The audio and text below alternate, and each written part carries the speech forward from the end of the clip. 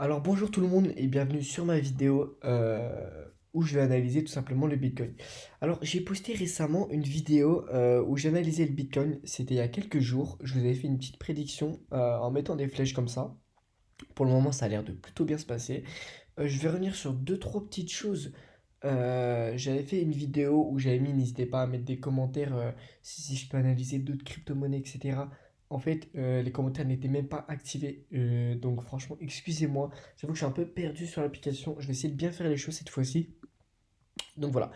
Donc je vais tout de suite partir sur le Bitcoin. La dernière fois, on avait vu que on venait de faire une grosse tendance haussière et qu'on venait d'entamer une grosse tendance baissière sur le long terme.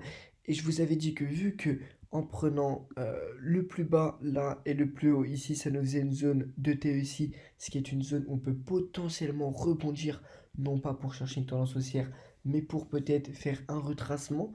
Donc ça veut dire que le retracement, hop, je prends les Fibonacci, oh là, le retracement de Fibonacci, pardon, je vise les 0,61, les 0,618, c'est à peu près là. Donc voilà, c'était ma petite prédiction. J'ai pas dit que ça allait le faire, j'ai dit que ça va potentiellement le faire. On va revenir dessus tout de suite, pardon. Donc je vais dézoomer en 4 heures. Donc faut savoir que pendant quelques jours, ça a pas trop bougé. Ça a vraiment pas trop bougé. Et jusqu'à là, on a une tendance baissière en voyant ici des bosses, hop, et puis juste ici des cosses. Et en fait, je vous avais dit que si jamais on vient, donc là, je vous fais le schéma, on a une tendance baissière comme ceci, avec les bosses juste ici, puis les cosses, donc là, ça ressemble à peu près à ça, les cosses juste ici. Je vous ai dit que pour avoir un changement de structure et pour inverser de tendance, il aurait fallu qu'on traverse un boss. Ça veut dire qu'on fait une inversion de structure. On passe de baissier à haussier. Et en fait, c'est justement ce qu'on a eu. Donc, je vais voir si on a eu ça. Ça, c'est une supposition. Je vais vous dire ça tout de suite. Oh, pardon. Je vais mettre en 4 heures. Donc là, on est revenu dans la grosse zone. Oula, pardon. On est revenu dans la grosse zone de TE. Et je vous avais dit que le dernier boss se situait juste ici. Et on est venu faire une clôture. Au-dessus de ce dernier boss, on est venu faire une clôture. Donc pour moi, on vient de passer aussi. Donc pour moi, là, c'est clair. Je vais vous expliquer le scénario qui va se passer. Donc en gros, si vous voulez, lorsqu'on est en baissière et qu'on a un changement de structure, je vais vous faire un dessin, je vais vous montrer la meilleure zone d'achat et une meilleure zone d'achat encore mieux. En gros, si vous voulez, il faut vous imaginer que là, il y a une tendance baissière. Donc c'est tout le temps la même chose. On a des bosses ici, des cosses ici. À partir du moment où on arrête de traverser les cosses et qu'on vient traverser un boss, on peut considérer ça comme un changement de structure. Ça veut dire que dans ces cas-là, on peut prendre un long ici avec notre stop loss ici pour aller chercher plus haut. Ça, on n'a pas encore vu où on pourrait aller chercher, je vais vous l'expliquer. Mais attention, on peut très bien aller plus bas. Parce que lorsqu'il y a un changement de structure, on peut très bien donc faire une tendance haussière. Et en fait, on va commencer à monter comme ceci. Et hop, avoir aussi des retracements. Donc en fait, on pourrait très bien avoir une zone d'achat dans la zone de retracement de Fibonacci, dans la zone des 0,618. Ça marche tout le temps de la même façon. Donc en fait, là, je vais vous expliquer les possibilités. Mais pour moi, là, c'est clair ce que le marché va faire. Même si perso, en ce moment, c'est pas sur le Bitcoin que j'entre. Voilà, j'analyse quand même le Bitcoin parce que je sais pas ce que vous voulez que j'analyse. Mais voilà, en tout cas, là, je vais essayer d'activer les commentaires et vous allez me dire. Voilà, sachez que je suis ouvert à tous les messages. Vraiment, je vais regarder assez régulièrement, etc. Donc, n'hésitez pas. Donc là, qu'est-ce que je vois? Je vois sur le long terme. Je vais supprimer. Non, on s'en fout. Je vois sur le long terme un petit changement de structure. Donc là, on va faire un nouveau boss. Donc à ce moment-là, on change de tendance. Donc ce que je peux faire, c'est qu'au pire, je peux prendre le retracement de Fibonacci. Je le mets, imaginons, on fait un plus ici. Je le mets ici, et bien sachez que ça, c'est une zone idéale d'achat.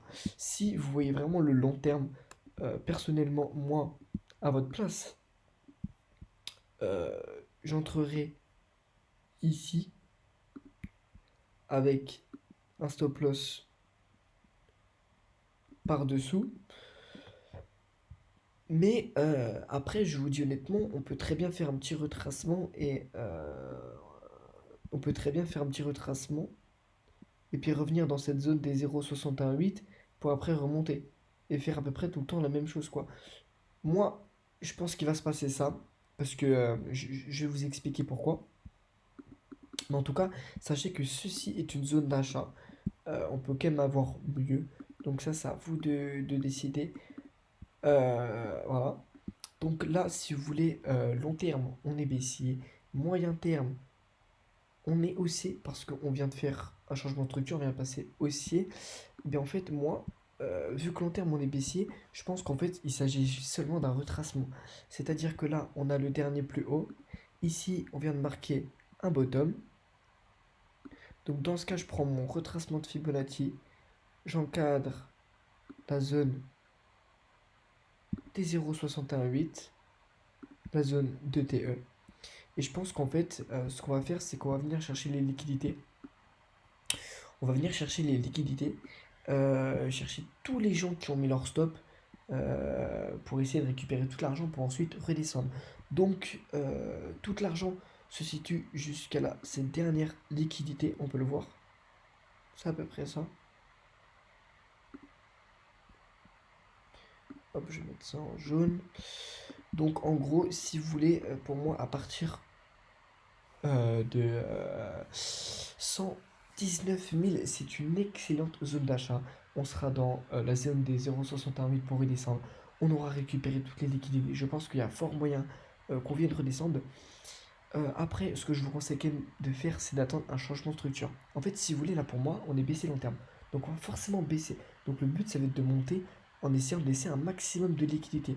Donc en fait, il y a beaucoup de chances que là, euh, clairement, je vais vous montrer ce qui peut clairement se passer. C'est qu'en fait, on accumule pas mal de liquidités pour revenir ici. À ce moment-là, ici, on a plein de liquidités pour ensuite, on vient tout ramasser. Le but, ça va être de piéger les acheteurs. Donc, donc pour moi, si jamais vous voulez longue, le take profit, jouez sécurité. Franchement, le mettez pas très haut, je vais pas vous mentir. Là, ce qui est important, c'est surtout de choper un short dans la zone des 0,68. Pour moi, on n'ira jamais faire un autre top sur le Bitcoin. Le Bitcoin en ce moment, il est faible. Donc, voilà. Donc, en fait, moi, ce que je vous conseille de faire pour jouer vraiment full sécurité, c'est ici, du coup, on aura des cos et des boss. Quelque chose comme ça. Donc, voilà, toujours la même chose en fait. Les boss, ils sont ici. Les cos, ils sont ici. Et en fait, à partir du moment où il y aura un changement de structure, c'est tout le temps la même chose. On vient faire un changement de structure, on arrête de traverser les boss, on traverse les cos, bam. Dans ce cas-là, short. Directement, position short, ici, avec un stop loss ici, pour aller chercher plus bas. Aller chercher du coup, bah là forcément, vu que long terme, on a une tendance baissière, on va forcément continuer dans ces tendances, dans ce triangle un peu, on va dire. Donc voilà, moi je pense qu'il va se passer ça. Après, on verra bien. Mais sachez que pour le moment, moi, euh, est-ce que actuellement c'est une bonne zone d'achat pour longue? Je sais pas. En tout cas, oui, mais à risque. Parce qu'on sait pas où ça va aller. Ça se trouve, on va pas aller dans la zone des 0,68. On va juste aller un peu plus haut pour après redescendre. On ne sait pas. En tout cas, long terme, on a une tendance baissière. Moi, ce que je fais, c'est que je short. Moi, souvent, quand j'aime bien short, j'aime bien que il y a une tendance long terme et moyen terme qui sont exactement pareils. C'est-à-dire qu'en fait, moi j'aime bien longue quand la tendance long terme et moyen terme sont haussières. Si jamais les deux ne sont pas haussières, je ne l'aime pas. Donc en fait, si vous voulez, là, si jamais ici on fait un changement de structure baissier, en fait pour moi tous les feux sont verts.